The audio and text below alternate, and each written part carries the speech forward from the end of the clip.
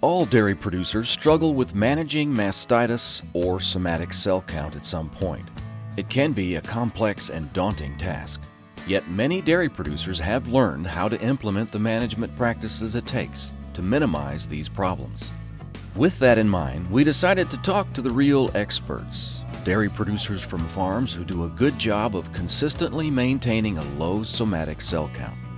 My grandpa started this in the late 40s, started milking by hand in the upper part of the barn up here, and they built, I think the parlor we're standing in now was built in the late 50s, early 60s, and we've been milking in this parlor ever since. Who all is involved in the dairy operation now? That would be me, my wife, my brother Colby and his wife Sarah, my father Bill, and my mother Frances. Right now we're currently milking 45, milking 33 with 12 dry cows. What's your current somatic cell count? On the average, it usually runs somewhere around 75,000. How many clinical cases of mastitis do you typically have in a month? In a month, probably two to three. Very few. Production level is about 75 pounds per cow. Rolling herd average, I believe, is 22.5 or in that ballpark, somewhere in there. To me, maintaining a low cell count would be to make sure the cows stay clean and keep the udders clean, and to make sure the teats are clean and dry when you put the milkers on, and to keep the inflations changed regularly and keep the slips to a minimum. The biggest challenge would be to keep the cows clean on a regular basis. I mean, while they're out in the free stalls or out in the pasture, keeping them clean, that helps maintain a low somatic cell count, I believe.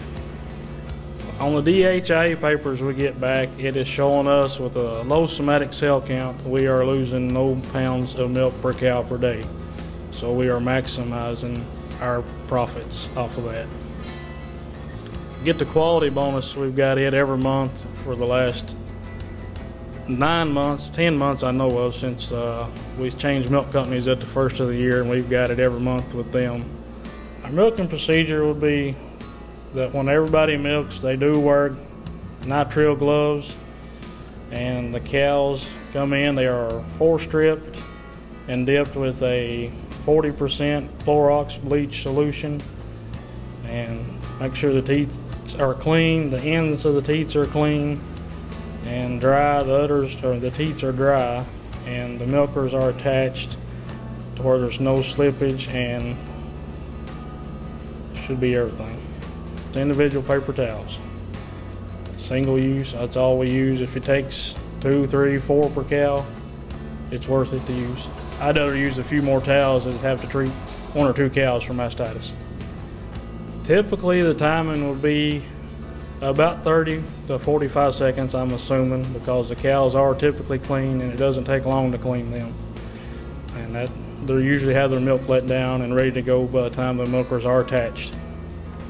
The cows are housed in a freestall barn with access to pasture anytime they want. They are not fastened up. They can come and go as they choose on their own.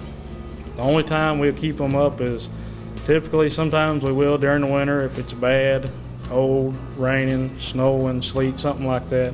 We may keep them up overnight, but they are let out the next day to come and go as they please. Our free stalls are bedded with sand. The free stalls are typically raked through the winter every morning and every evening, before milking of evening and after milking of the morning. And then try to do it through the summer at least once a night, but they typically go out to pasture during the summer.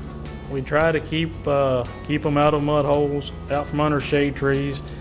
They can lay under them. If it gets bad, we will fence that area off, and we do fortunately have access to 2 pastures. We rotate pastures 2 to 3 weeks on this pasture and rotate them to another one if needed.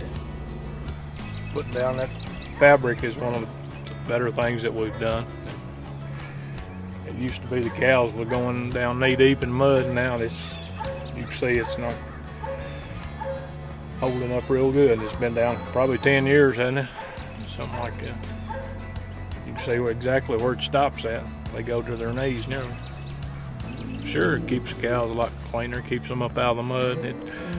It helps contribute to the somatic cell count. Sure,